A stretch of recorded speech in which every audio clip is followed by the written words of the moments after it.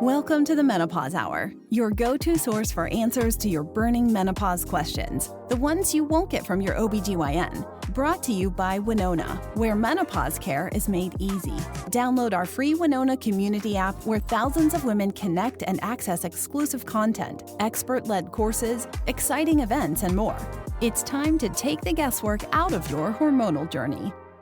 Hello, everyone, and welcome to another one of our live doctor Q&As.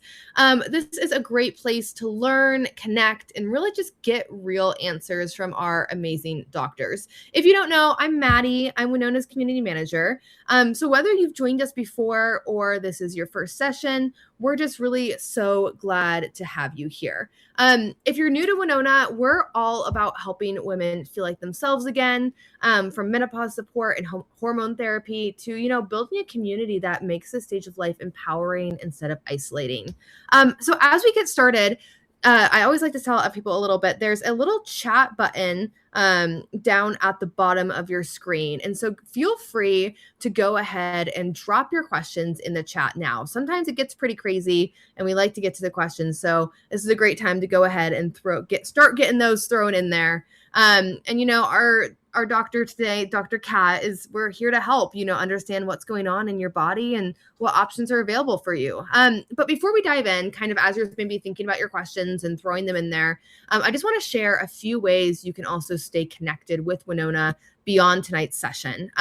So one of the ways is you can join one of our in-person Winona meetups in your area, or you can even host one yourself.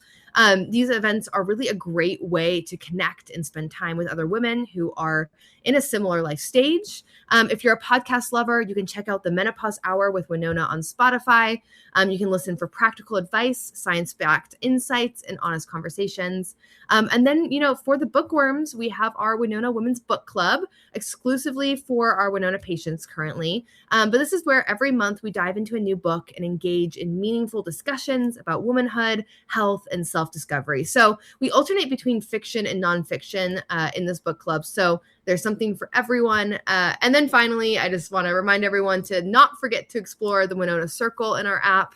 That's where you'll find event updates, ongoing discussions, in a supportive space to share about your journey. But that's all from me. Thanks for listening to my little spiel, but let's go ahead and get into it. And I'm really excited to kind of hand over the mic to our incredible Winona doctor, Dr. Kat, tonight, to introduce herself. And I know chat about a few things. So Dr. Kat, I'll pass it over to you. Thanks, Maddie, and welcome to everyone. Thanks for taking the time to dial in tonight. I am Dr. Kat Brown, finally known as Dr. Kat. I think I'm the only doctor online who's being known by her first name, but it makes life interesting. Anyway, I am a board certified OBGYN, and I'm our medical director here at Winona.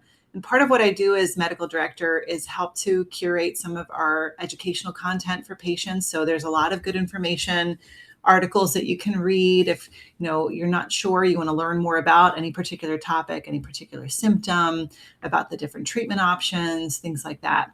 I've spent my entire life taking care of women and women's health. And I'm actually one of you. I'm actually also in the perimenopause transition myself. And so I'm actually going through it. So I can say, proudly that I'm not just a Winona doctor, I'm a patient too. But anyway, that is me in a nutshell. I am a mom of 3. I live in the Philadelphia area. And I have been taking care of women as an OBGYN for about 18 years since I graduated from my residency. And I was in the Army for quite some time. I spent 12 years in the Army. They paid for school for me.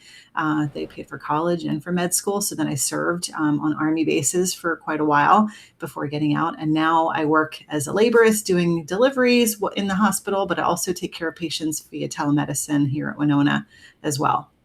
And normally we start off these webinars with a topic, sometimes in October, we talk about Breast Cancer Awareness Month. Different months, there's different things that are, of note. We talk about cervical cancer awareness, things like that. And anyway, I was talking to Maddie briefly before we went live because, I think that often we're doing all this educational content, but I wanted to just be real. And I just wanted to tell you ladies tonight that have decided to dial in that even though I'm a Winona doctor, even though I'm here to educate you, sometimes we all have bad days, and sometimes we can have a real shit day, frankly, in perimenopause or menopause. Sometimes everything's just not going your way. And I've had one of those days today where I just woke up just not feeling myself, didn't get a good night of sleep. I was getting night sweats, all kinds of stuff last night. And then just seemed like one thing after another was just going wrong for me today. And so what I did to kind of proactively try to boost myself up was to put on this like motivational sweatshirt that I have, that I've bought purposely for this matter, when I have a bad day. So I'm just going to stand up so you can see this. And I want you women to read this. It says, "You are kind, you are smart, you are lovely, you are gorgeous, you're amazing, you are worth it, you are perfect, you are strong, you are beautiful, and you are phenomenal." So I think that we have to, just take a moment to, especially during this time, this is a crazy month. It's busy. We have a hard time juggling everything when it comes to work and family and home and the holidays. And I know that most women out there, especially if you have kids and families, you are the reason why everyone thinks the holiday is so magical. You're doing so much. Just make sure that you understand that, it's okay to not be okay. It's okay to have a bad day. It's okay to be overwhelmed. And it is okay to say no to certain things that maybe just don't serve you or are not right for you in this moment. Today, I dealt with a water leak. All of a sudden, I had to have a plumber out, emergency, to cut holes in my ceilings and my walls, which I don't want for the holidays. But things happen. And sometimes we have to just, put on our big girl pants and deal with it. And unfortunately, sometimes these happen, and it happened to me today. But here I am, because I didn't want to let you women down. I didn't want to say, oh no, it's been such a bad day, I can't get on the webinar. This is so important for us to do this for you. And we do these twice a month. And I think it's so very important that we have this forum for our patients and for other patients, people that are interested as well, just to get your questions answered. But I just wanted to do that little diatribe to let you know that it's okay to have a bad day. It's okay to have something like this happen. And just, know that sleep is so helpful. And I know that tomorrow, once I've gotten some restorative sleep tonight, tomorrow's going to be a better day. There's already not water leaking in my kitchen. So that's one thing that's positive. Anyway, it looks like we're getting some questions starting to go in the chat, Maddie. So maybe we should just jump right in, and, feel free to ask anything and anything you have a question about, if it's on your mind, just go ahead and ask.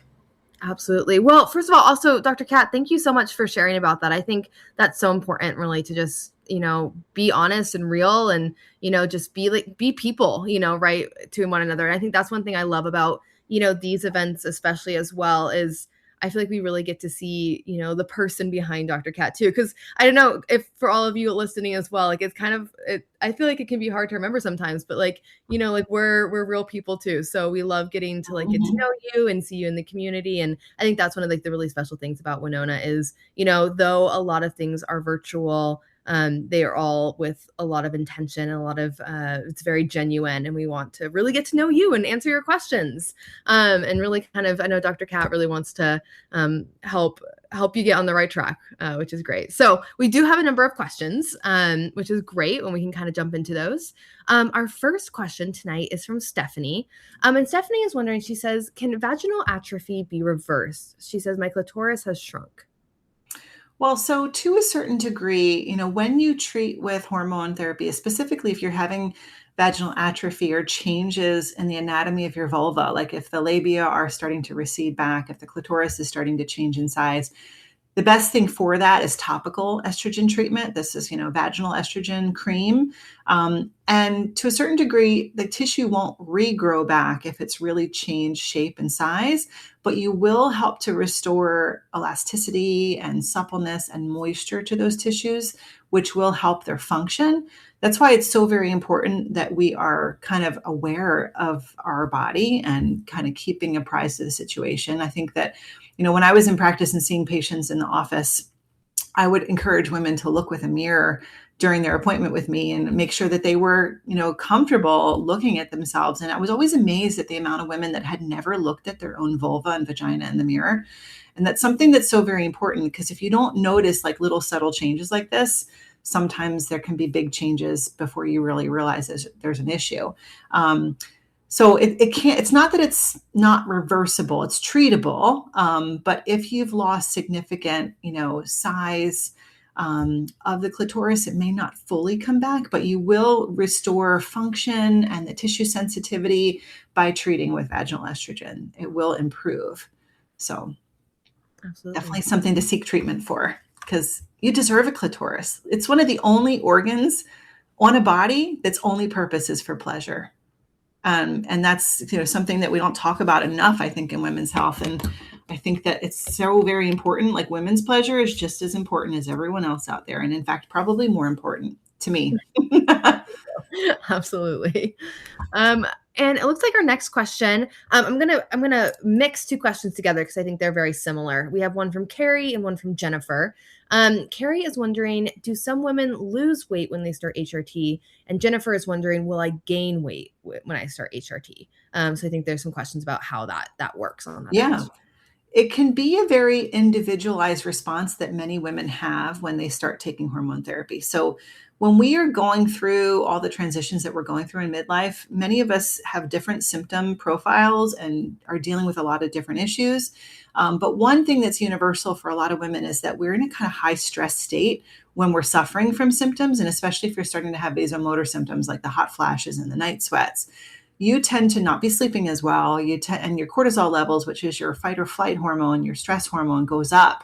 And what happens with that is that our body's in this constant high stress state. So for some women, that can equate to weight loss. Sometimes for some women, their metabolism can respond and try to hold on to every calorie. And so as you start hormone therapy and you're starting treatment, as your body starts to kind of get back to equilibrium and get back to that homeostasis, many women will notice that they start to lose weight because their body's in a better state of mind, basically, and that they're no longer in that high stress state. Whereas other women, sometimes when they're starting hormone therapy, their body is like, what is this? What's going on? You might retain water, you might have some bloating, and that can equate to, some weight gain early on for some patients, but it's usually temporary if you do experience weight gain. But most women are going to have some mild fluctuations with their weight initially. And I usually encourage women to stay away from the scale in those first few weeks when you're starting a new treatment, because there's some adjustment that your body has to make to kind of get used to the medication. So, try not to focus so much on the weight right away. Usually, if you're going to be one of those women that loses weight while taking hormone therapy, it's going to be one of the later benefits that you see after your other symptoms really get under better control with the treatment. So that's something just to take into consideration. Absolutely. Thank you, Dr. Kat. Sure. And our next question is from Marlene. Marlene says, hello. She says, I had started to feel a little anxious and like a hangover feeling. She says, about 6 weeks into my HRT therapy, she says, I take the estrogen, progesterone, and the DHEA. She says, I stopped my treatment and felt better, but I just restarted again, and I hope my body will adjust. Is this common? Well, like, every woman responds to treatment differently, but sometimes a little bit of anxiety, related to the treatment can be actually related to the DHEA part of things. So I usually encourage patients that if you're really feeling something different like this, to reach out to your Winona doc, and we can make recommendations as to maybe holding one of the medications or adjusting the dosage, to try to see if we can get you feeling better. It could have been just an adjustment phase for your body. And so the only way we're going to know is to see how you do as you restart the treatment. But I usually encourage patients, rather than just stopping and starting and making changes like that on your own, sometimes you can cause too much chaos in your body by making changes on your own. So I always encourage you to reach out to your doctor and let them know like how you're feeling and what's going on, so we can kind of work with you on trying to come up with the best solution. Absolutely. And our next question tonight is from Val. And Val is wondering, she says, are there non-hormonal therapy options for perimenopause? Yeah, there are. Now we at Winona offer hormonal therapy, but there are other ways. Like, if you're not a candidate to take hormones, or say you just have a fear of taking hormones, there are other things that you can do. There are behavioral things that you can do, like as far as dressing in layers, trying to, maybe make your ambient temperature in your home a little bit more tolerable, so that you're dealing with the hot flashes and night sweats better.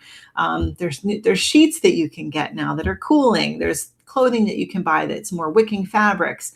The only thing that has been out there that really has, like, research has shown that has really helped as much as hormone therapy, there's cognitive behavioral therapy, which is, an intense form of psychotherapy, which can help.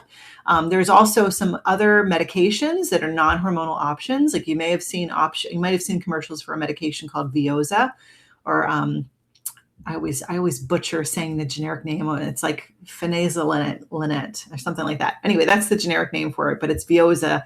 That's a hot flash medication that works on the brain, that's non-hormonal. So if you're not somebody who can take hormones, that would be an option. We also can use a couple forms of antidepressants on low dose, which can actually be helpful with hot flashes for some patients. But by far, all these other treatment options can help somewhat, but they're not as effective as hormone therapy. But there are other options for you if you can't take hormones or don't want to take hormones. Absolutely. And our next question tonight is from Melinda. And Melinda is wondering, she says, will HRT help with vaginal dryness?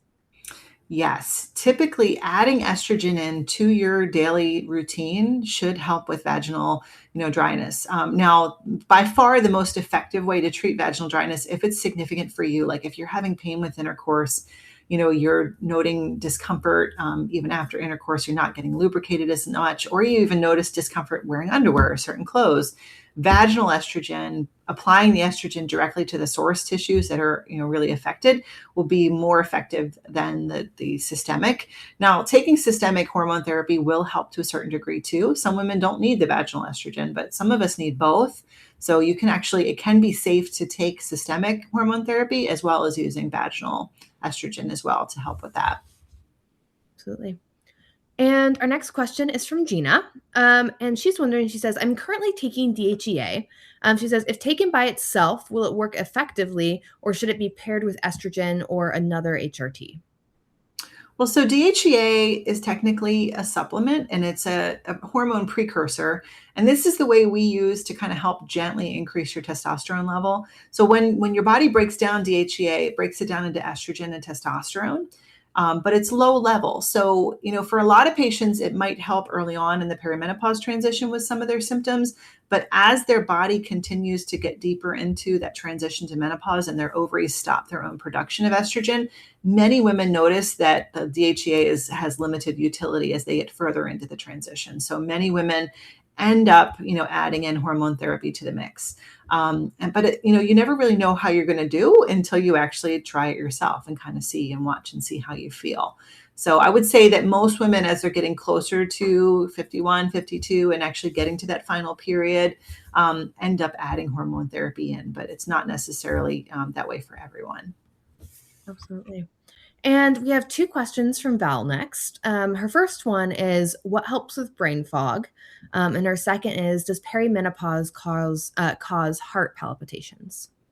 Yeah, so these are two really good questions. So what helps with brain fog is estrogen, for sure, because estrogen is an integral hormone in the production of many neurotransmitters and many pathways in our brain. But the other thing that is really, really helpful for brain fog, I notice for me, is getting great sleep. Optimizing your sleep hygiene, making sure that you're getting restorative sleep.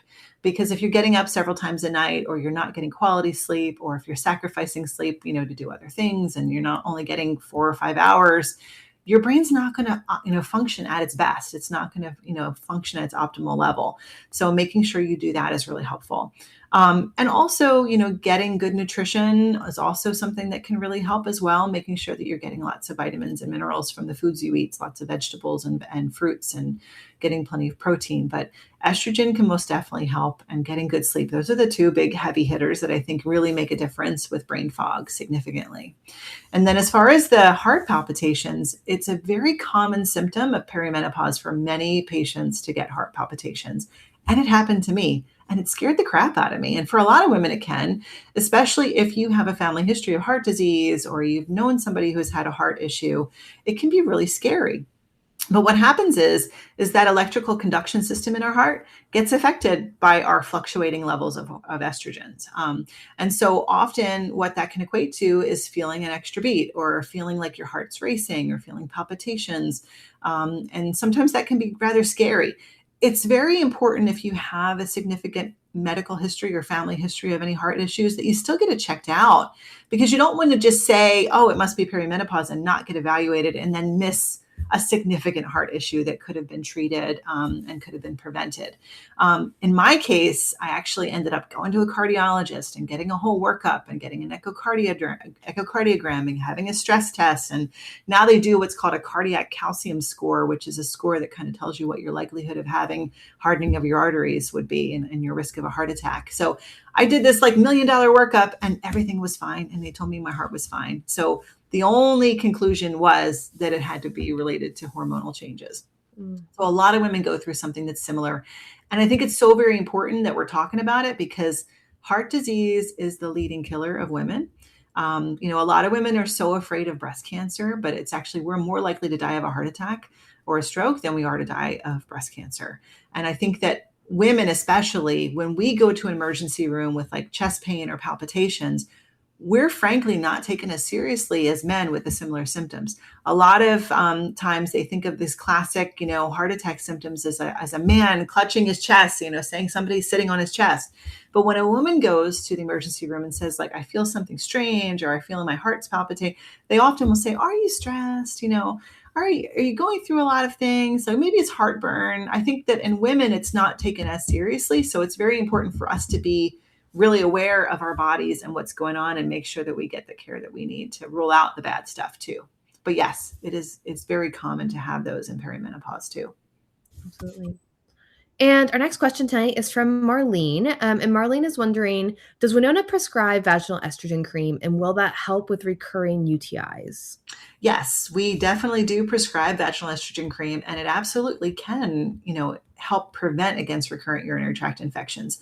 What happens is that as we lose estrogen from the vaginal tissues, they get thinner, they're less supple, they're less moisturized. And what happens is that opening around our urethra, which is where the urine exits our body, it's just a little above, where your vaginal opening is, but below your clitoris, if you've looked at yourself in the mirror.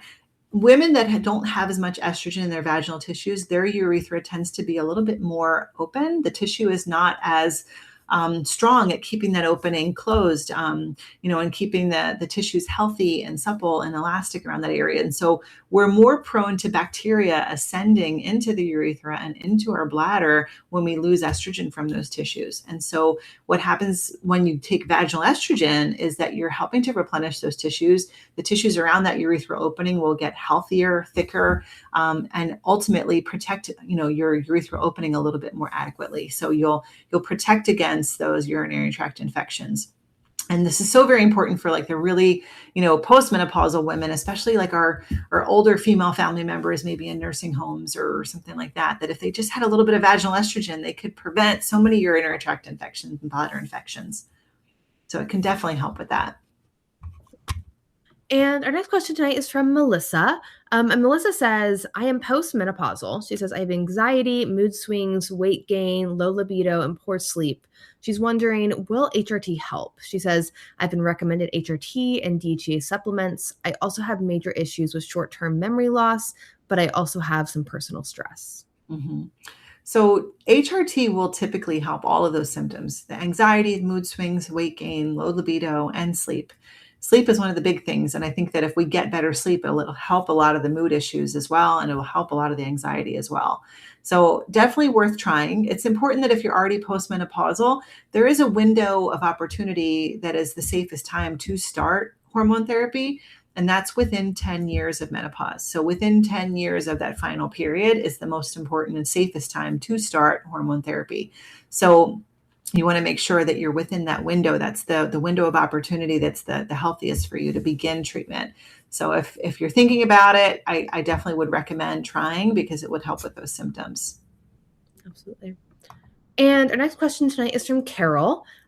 Carol says, I've suddenly become very, very anxious to drive on the interstate and in traffic. She says there's no real reason. Do you think that this is part of menopause? I mean, it could be. So many women going through the perimenopause transition or the menopause transition notice, one of the most common things I hear from patients is, I just don't feel like myself. And I think for a lot of us that can equate to not feeling confident, not feeling comfortable in our own body or in our own skin. Sometimes, you may have been, a boss ass bitch at work, and you might have been like, destroying everything. And then suddenly you feel unsure of yourself, and suddenly you're questioning your relationship, you're questioning things. And that could happen on the highway too. Maybe it's just that, your own internal turmoil of the hormones are changing the way that you feel comfortable in that situation. So it, potentially could get better if you get treatment. But it could be related to that. Certainly. It could be related to other things though, too. I mean, honestly, people drive crazy. I don't know where everyone else lives, but anytime I get on a highway on an interstate, I really am dumbfounded by some of the stupid things people do. And some of the ways that they drive. I'm just like, what is everyone in a hurry to do? They're like in a hurry to get in an accident or to cause somebody else to get in an accident. If we all just kind of drove a little bit more. I said drive, that's awful. See, I'm human. But if we all drove a little bit more carefully, less aggressively, the roads would be a much better place. And frankly, if you're one of those people driving slow in the left-hand passing only lane, please get over, So true. Yeah.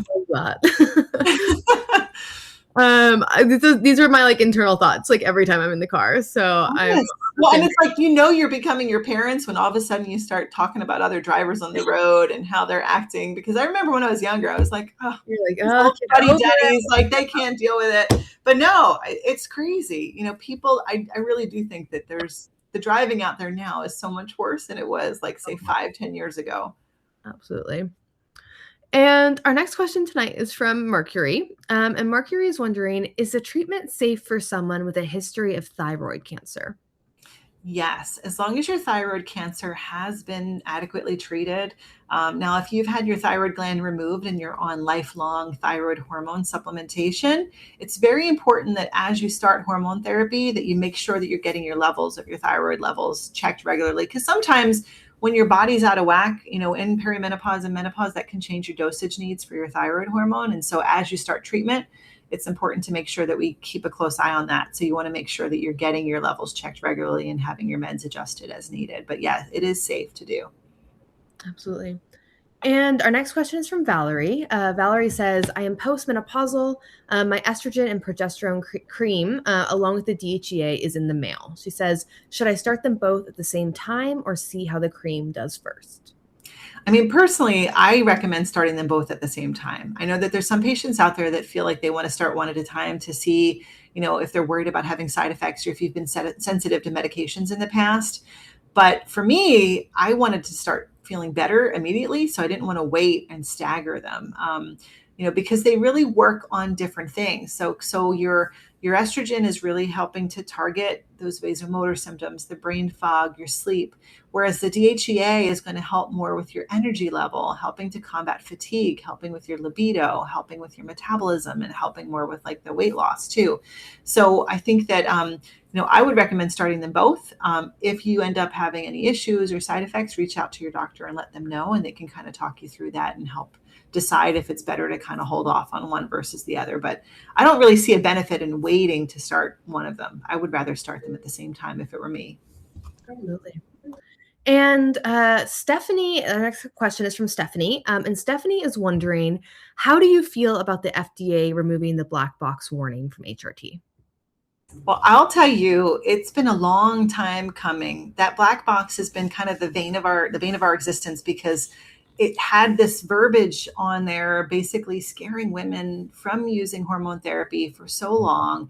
And it was really unnecessary. And it was based on old information and based on a lot of the stuff that came out of the WHI study. So all of us that have been working in menopause in this space, we've been practicing the way that we really feel is best for patients, which is, not paying attention to that black box. But we're so happy that it is actually, going to be updated, and, that this is going to probably make the treatment options more available for more women across the country.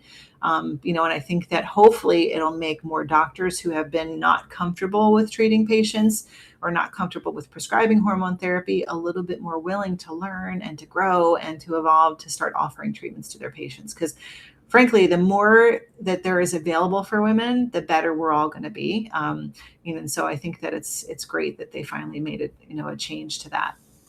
Absolutely. And our next question is from Mercury. And she says, I've been on HRT for a little over 3 months. She says, I no longer get my period. She says, however, I have been experiencing ovulation pain lately, and I'm wondering if that's normal. It can be for some women. So even though you're not mounting a full menstrual period, you might still, like your ovaries still might be trying to generate an egg and still trying to go through the motions of ovulating. And so it's potential that, might have some of your typical PMS symptoms, or you might have ovulatory pain. And so that's something that tells me that your body is still trying to do something. And over time, those symptoms might fade away. And also it's hard to know like where you are in the spectrum. If you've not gotten your period, like, I don't know how old you are, if you're done, because we really can't say your period's fully done, you're menopausal, until you've gone 12 months without a cycle. So until you've gone that full 12 months, it's still possible to get, to ovulate. And that's important to also talk about for perimenopause. Women that haven't actually gone a full year without a period, it's still possible to get pregnant if you're in the perimenopause transition. So if that's not something you want, make sure you have a backup method, that you're not going to have an unwanted pregnancy in your late 40s. That can be quite a doozy of a surprise for many women if they're not expecting or not wanting that to happen. So, yeah. Absolutely. And our next question is from Val. And Val says, I have hypothyroidism. Will hormone therapy be safe for this condition? Yes. And that is much the same answer as what we talked about with the patient earlier, as far as asking about the thyroid cancer. Like if you're on supplemental thyroid hormone, which you would be with hypothyroidism, is an underactive thyroid. So you'd be taking, levothyroxine or Synthroid. And as long as you're making sure that you're maintaining those levels of your thyroid hormone, and making sure that everything's going well, you can absolutely take your hormone therapy well. Absolutely. And our next question is from Marlene. And Marlene is wondering, is it better to take your DHEA in the morning or at night with your progesterone? The best time to take your DHEA is when you're going to remember to take it, number one. I usually recommend to patients, though, to take it in the morning, because what happens is DHEA in our body, because our body creates its own DHEA as well. It's released by our adrenal glands, and typically it's released by our adrenal glands in the morning. So that's when the body naturally releases it. That doesn't mean that if a woman likes to take it at night, because that's when she takes all her other medications, that doesn't mean it's not going to work for her. So I usually tell patients, like, if you're going to remember to take it in the morning, take it in the morning with breakfast. Because to me, like when I take my meds in the morning and I take my DHEA in the morning, it helps me with energy. And I notice on the days that I've forgotten to take it, I can notice a difference. Absolutely. And our next question is from Roxanne. And Roxanne says, I've been on for about 3 months and I've gotten my period back. She says, also, I weigh 105 and I'm worried that the dosage may be too high. I'm 53. Could you give me some thoughts on this? Yeah. So to know whether we should be concerned about you getting a period or not would be to ask, like, how long had it been since you had a period before starting treatment? So if you've gone like 9 months or 10 months without a period, and then you started HRT and you got a period back, then you weren't fully menopausal yet. So 52 is the average age of menopause in the US. So 53, is after that, but it's a bell curve. So 52 being the average, there's going to be women that are older than 52 that aren't yet finished their period. And there's going to be women that are younger too. So it's hard to know like where you fit on that spectrum. The way we know if your dosage may be too high is to pay attention to your symptoms. So if an estrogen level is too high for a particular patient, typically they'll notice symptoms like persistent breast tenderness. Typically, when we start hormone therapy, it can be normal to get a little bit of breast tenderness that's transitory and will go away on its own. But if it's persistent and it's not getting better, that can be a sign that your estrogen dose is a little too high. So if you're feeling that, reach out to your doctor, let them know what you're going through, and they could always make adjustments as needed. Absolutely.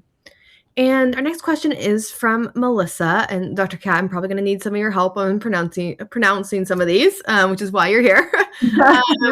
She says, is it okay to Let me scroll down so I can read it too. It might be helpful to have you read this one. Oh yeah, it says, is it okay to still take liposomal NAD, glutathione, resveratrol, and collagen with HRT cream and DHEA? Yes, yes, yes, and yes. So all of these supplements, basically any supplement that you're taking as a patient, as long as it does not have hormone or hormone-like compounds in it, like the only ones out there that I'm aware of that really have like, low levels of estrogens are like the estrogen, it has phytoestrogens in it. The other supplement that I recommend against is called DIM. It's supposed to be like an estrogen metabolism modulator. So, when you're taking these other things like collagen is supposed to, I keep seeing ads for collagen everywhere. It seems like it's the latest and greatest that everyone is touting to help them with their skin and their joints. And I haven't jumped on the bandwagon yet. I feel like there's so many other, supplements out there that they're trying to sell to us, especially to perimenopausal and menopausal women. Anytime you're scrolling at all on your computer or your phone, you're going to see ads for many, many supplements. If these supplements feel good to you and you notice a difference with them, so be it. They are safe with your HRT and your DHEA. But for a lot of patients, I notice they come to us on a lot of supplements. And then what happens is after they start their treatment, they realize they might not need the supplements that they were taking to kind of help with some of the perimenopausal symptoms. So you might be able to kind of wean down on some of the things you're taking because, you don't want to have a regimen that's so complicated with so many supplements and vitamins and minerals that it's like you're taking a bunch of pills every day. But, if you notice improvement with it, go for it. Absolutely. And our next question is from Val. And Val is wondering, she says, if you are in your early 40s, does this mean perimenopause will last longer? Well, perimenopause can last for up to 10 years for many patients. And so, sometimes the younger that you are when you start noticing symptoms, can mean that you might have that full 10 years. Some women, they're on the shorter end of that spectrum. The time, like the age at which you start noticing symptoms doesn't necessarily mean you're condemned to having them for a long period of time. Every woman's journey is different and is unique in this. So we don't really know what your body's going to do until it does it, unfortunately. Absolutely. Well, I do see someone typing, so I'll give them a second to throw their question in. But as I'm looking in the chat, that looks like that is pretty much all of the questions that we have at the moment. Dr. Kat, is there anything that, while we let someone type, or if anyone has another question they want to throw in while we're kind of here, anything specific that you feel would be important for these, for the women that are on to kind of know or to hear directly from you? I think the biggest thing, and what I like to encourage patients to do, is keep logs of your symptoms. Make sure you're kind of keeping a symptom diary.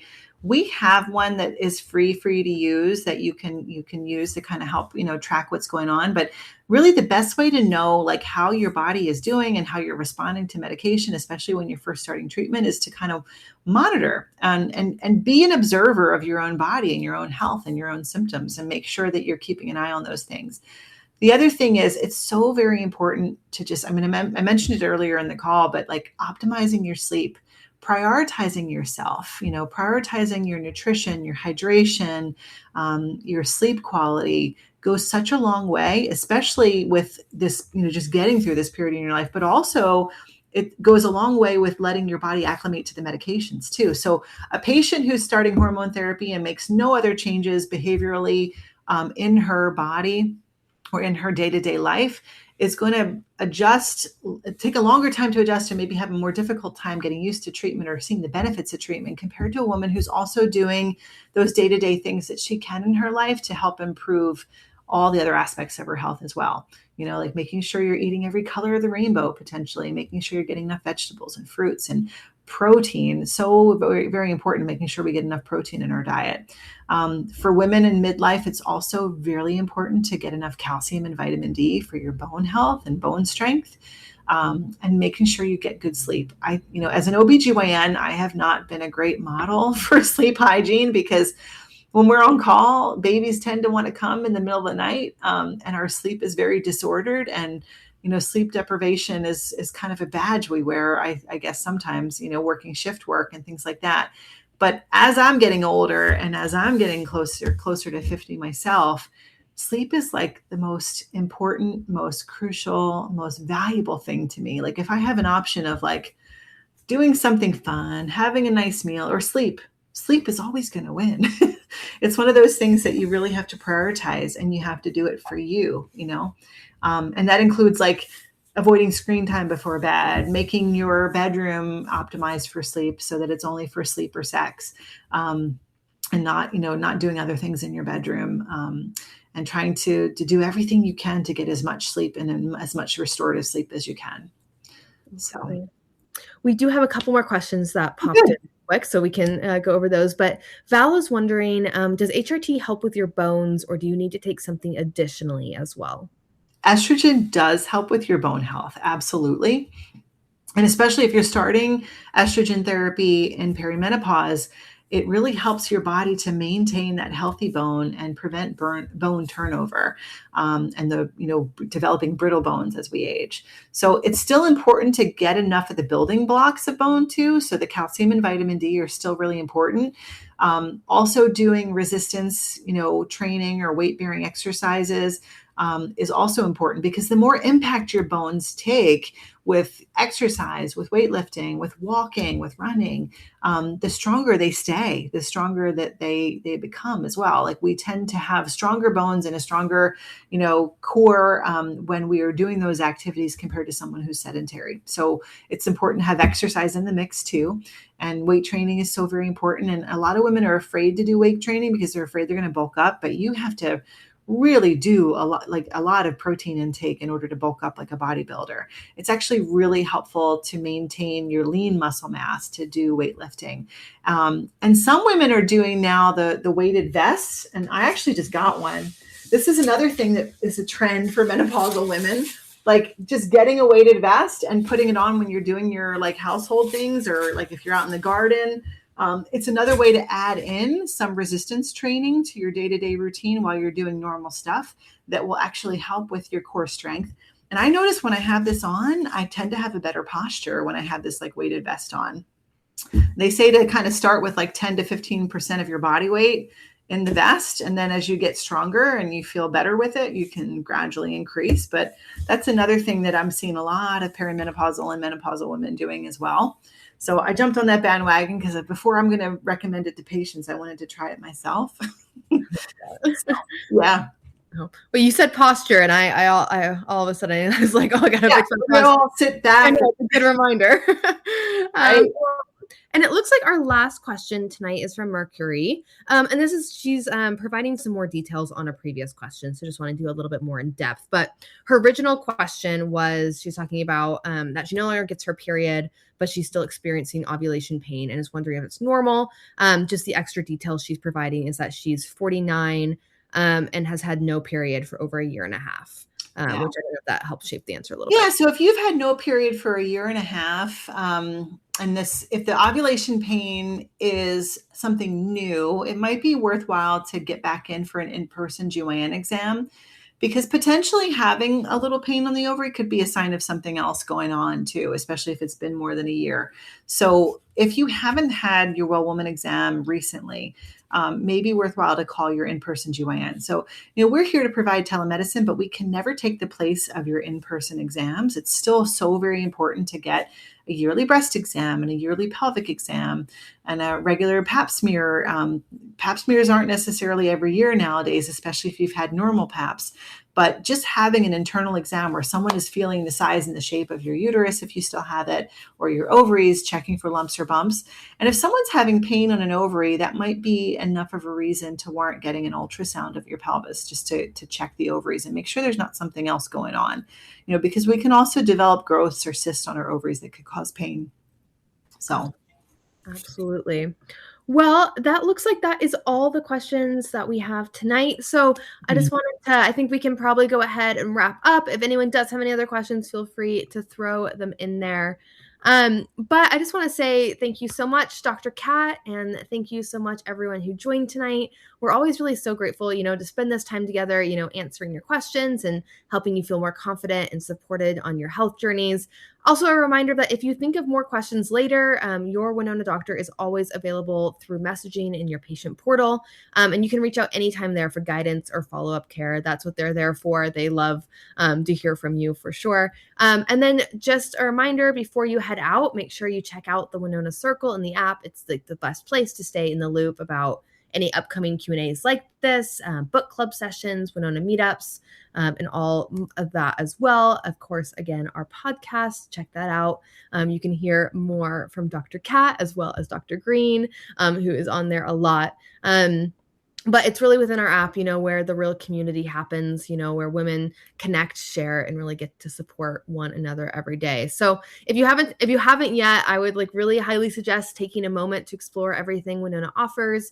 We have personalized treatment plans, a library of educational resources, and really a growing network of women who are redefining midlife.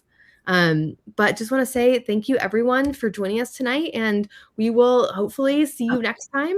But we hope that you all... Thanks for taking the time for you, because, coming on here and getting your questions answered is really, it's self-care for you. Especially during this time, and everyone's starting to put their happy holiday greetings in the chat, which I think is so sweet. So whatever you celebrate, whether it's Hanukkah or Kwanzaa or Christmas or whatever you celebrate, please, have a wonderful holiday season, and make sure you fit in some regular self-care for you during all the times you're doing things for other people as well. Absolutely. Awesome. Well, so great to see everyone. And I hope that everyone has very happy holidays and a wonderful evening. We'll see you next time. All right. Have a good night, everyone. Bye, everyone. Thanks for spending time with us. We hope today's conversation helped you feel more informed, more supported, and a lot less alone. If you're ready to go deeper, download the Winona app. It's free, it's for you, and it's filled with resources, real stories, expert insights, and a vibrant space to connect with women navigating the same season. Have questions? Join our next live Q&A. Until next time, take care of yourself. We'll be here when you're ready for more.